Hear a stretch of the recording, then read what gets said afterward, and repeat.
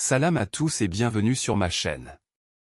Aujourd'hui, nous allons explorer un thème universel et profondément spirituel, les rites funéraires en islam, cet accompagnement sacré qui guide chaque âme vers l'au-delà. Comprendre ces gestes, c'est mieux saisir notre relation à la mort, et surtout, à ce qui vient après. Avant de commencer, n'oubliez pas de liker cette vidéo si le sujet vous touche, de vous abonner pour ne rien manquer de nos prochaines publications, et de la partager avec vos proches, car parler de la mort, c'est aussi parler de la vie. Alors, restez avec nous pour ce voyage plein de respect, de sagesse et de lumière. C'est parti! Que se passe-t-il quand un musulman quitte ce monde? Que se passe-t-il quand le souffle s'éteint, que les battements s'arrêtent et que l'âme entame son voyage vers l'au-delà? En islam, la mort n'est pas un point final. Elle est une virgule dans l'histoire éternelle de l'âme. C'est un passage. Une traversée. Un retour. Car, selon les enseignements du Coran, nous venons d'Allah, et c'est vers lui que nous retournons. Sourate 2 verset 156. Dans cette vidéo, nous allons plonger dans l'un des moments les plus solennels et profonds de l'existence humaine, les rites funéraires en islam. Ce que l'on fait quand un être cher rend l'âme. Ce que le prophète a enseigné à ce sujet. Et surtout, ce que cela nous dit de la manière dont l'islam envisage la mort, l'au-delà, et la valeur sacrée de chaque instant ici-bas. Ces gestes, que l'on croit parfois seulement rituels, sont en réalité des messages puissants. Ils parlent de dignité, d'égalité, de spiritualité, de l'espoir immense que nourrit chaque croyant face à la mort. Ce sujet nous concerne tous. Car personne n'échappe à la fin du corps. Mais l'islam nous rappelle que l'âme, elle, continue. Et que ce départ n'est qu'un commencement. Accompagner un défunt en islam, ce n'est pas simplement l'enterrer.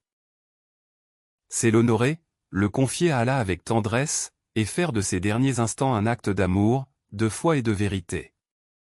Entrons ensemble dans cette traversée, là où commence réellement l'éternité. En islam, la mort n'est pas une fin. Elle n'est ni une tragédie absolue, ni un vide angoissant. Elle est une étape. Une transition inévitable entre deux mondes, celui de l'épreuve, et celui du retour. Mourir, pour un musulman, c'est quitter un monde éphémère pour entrer dans l'éternité. C'est franchir un seuil, comme on franchit une porte, sauf que cette porte mène à l'invisible. Le Coran nous le rappelle sans cesse. Tout âme goûtera à la mort, Sourate 3 verset 185. Ce verset ne parle pas seulement d'une fin biologique. Il évoque une expérience universelle, mais aussi personnelle. La mort est une certitude, mais sa signification dépend de la vie que l'on a menée. Dans la croyance musulmane, la mort ouvre la voie à la vie après la mort. Une réalité que l'on ne voit pas avec les yeux, mais que le cœur croit avec certitude. Le croyant sait qu'après la tombe vient le barzakh, cette dimension entre deux mondes, puis le jour de la résurrection, où chaque être sera ramené à la vie, jugé selon ses œuvres, et conduit vers sa demeure éternelle, le paradis ou l'enfer. Le monde ici-bas est vu comme un pont, une illusion temporaire, un champ de test. Rien n'y est permanent, ni la richesse, ni la santé, ni même la vie. Le prophète a dit, « Vis dans ce monde comme un étranger ou un voyageur ». C'est pourquoi la mort, aussi redoutée soit-elle, devient pour le croyant un rappel bienveillant. Un appel à vivre mieux. À faire le bien. À se préparer pour une destination où rien ne se perd, et où tout se révèle. Car le véritable foyer du croyant, ce n'est pas ici, c'est là-bas. Lorsqu'un musulman sent la mort approcher, un moment sacré commence. Ce ne sont pas simplement les derniers instants d'une vie. C'est l'ouverture d'un passage vers l'au-delà. À cet instant précis, chaque geste, chaque mot, chaque regard prend une dimension éternelle. C'est pourquoi l'islam entoure ce moment d'une immense douceur, de pudeur et de sérénité. La recommandation prophétique est claire, aider le mourant à prononcer la shahada, cette attestation de foi fondamentale, la ilaha illallah, il n'y a de divinité qu'Allah. Cette phrase, si elle est dite sincèrement au dernier souffle, scelle l'âme dans la foi. Le prophète a dit, celui dont les dernières paroles sont « La ilaha illallah » entrera au paradis. Ce n'est donc pas une formule, mais une clé. Une délivrance. L'entourage, dans ces moments, a un rôle essentiel. On ne crie pas, on ne panique pas, on ne s'effondre pas. Au contraire, on récite calmement des invocations, des prières, parfois des sourates apaisantes comme Yassine, surnommé « le cœur du Coran ». On évoque Allah, on entoure le mourant de lumière et de douceur, car l'âme s'apprête à se détacher. Il est fortement déconseillé de se lamenter à voix haute ou de provoquer une agitation excessive. L'islam enseigne la patience et l'acceptation devant la volonté divine. Le prophète lui-même, face à la mort de son fils Ibrahim, a pleuré, mais a dit, l'œil pleure, le cœur est affligé, mais nous ne disons que ce qui plaît à notre Seigneur. Ces derniers instants ne sont donc pas un adieu. Ils sont une remise en confiance. Une transmission douce entre la vie et l'éternité, dans le souvenir paisible d'Allah. Dès que le décès est confirmé, les rites funéraires islamiques se mettent en place rapidement. Chaque étape est à la fois simple et profondément symbolique. Rien n'est laissé au hasard, car chaque détail reflète une sagesse spirituelle ancienne.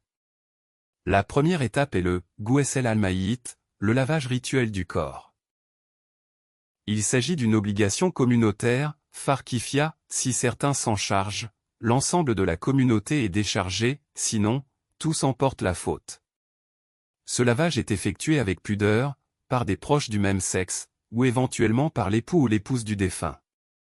Le corps est lavé au minimum 3 fois, toujours en nombre impair, avec de l'eau pure, parfois parfumée au camphre pour les derniers lavages.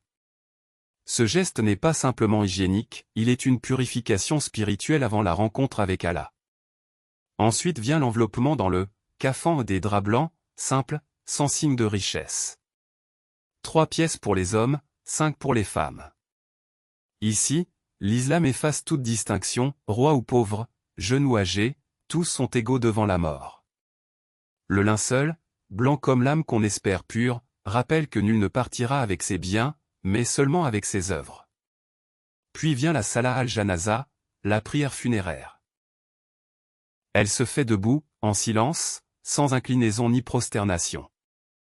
On implore Allah de faire miséricorde au défunt, de lui pardonner, de l'accueillir dans sa lumière. Le prophète a dit, celui qui prie sur un défunt a une récompense équivalente à une montagne. Enfin, l'ensevelissement.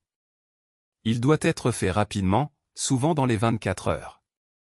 Le corps est déposé dans la tombe, couché sur le côté droit, tourné vers la Qibla. Avant de refermer la terre, on prononce des invocations, parfois en larmes. Mais ce n'est pas un adieu, seulement une remise entre les mains du tout miséricordieux. Une fois que la terre a recouvert le corps, la vie continue pour les vivants, mais le lien avec le défunt ne se brise pas. L'islam encourage à poursuivre le souvenir, la prière et le soutien. C'est une période où la communauté se rassemble autour de la famille endeuillée, offrant réconfort et solidarité.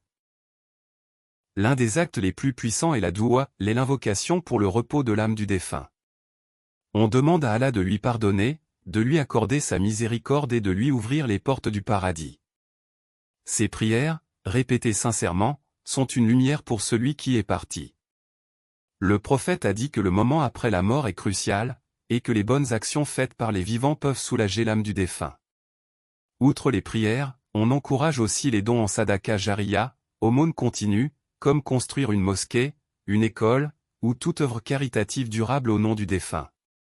Ces actions sont comme un pont spirituel entre ce monde et l'au-delà, permettant à l'âme de continuer à recevoir des récompenses.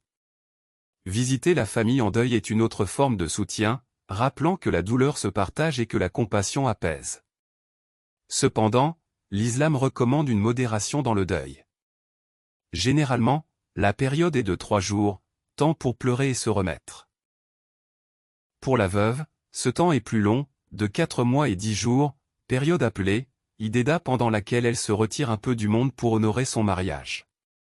Ainsi, la mort n'est pas une rupture brutale, mais une continuité spirituelle, une chaîne d'amour, de mémoire et d'espérance.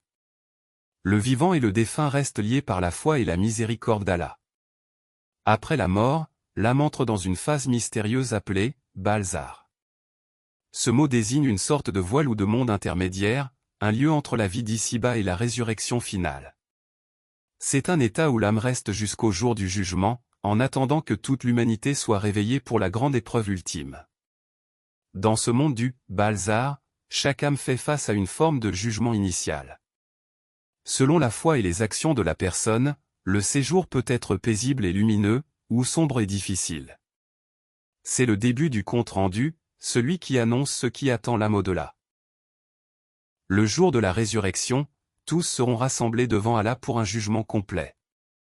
Ce moment décidera de la destination éternelle de chacun.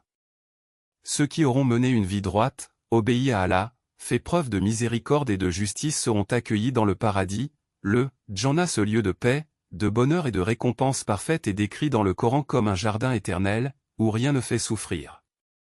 À l'inverse, ceux qui ont rejeté la vérité, commis le mal et refusé le repentir pourront être envoyés en enfer, le Jahannam. Ce feu purificateur peut être éternel pour certains, ou temporaire pour d'autres, car Allah est aussi le tout miséricordieux et pardonneur. La croyance en cette vie après la mort est au cœur de la foi musulmane. Elle donne sens aux épreuves d'ici-bas et inspire à vivre avec conscience. Malgré la gravité du jugement, l'espoir en la miséricorde d'Allah reste toujours vivant, car il est le pardonneur immense.